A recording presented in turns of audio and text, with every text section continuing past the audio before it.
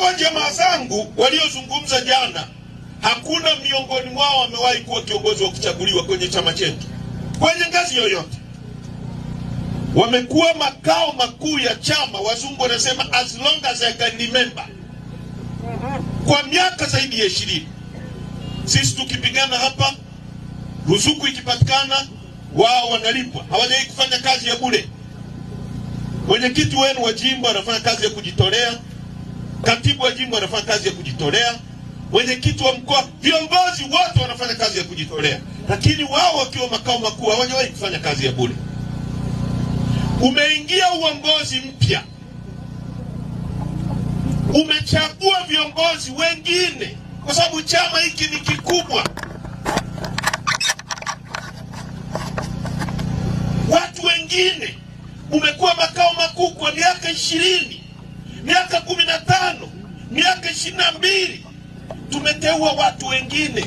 Anapoingia mtu, hata anapoingia rais, si anaandaa baraza lake la mawaziri, anaweka jingine. Lissu ameingia, ameunda baraza lake la mawaziri jipya. Imekuwa nongwa. Imekuwa nongwa.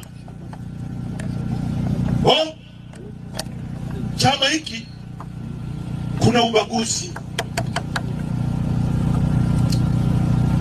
Simliwasikia jana?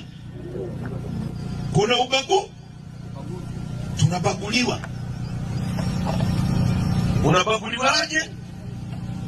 Hawasemi. Kubaguliwa ni kwamba wao hawajapewa nafasi, wamepewa wanachadema wengine. Wewe eti ndio ubaguzi. Chama hiki kinasema no reforms, no election.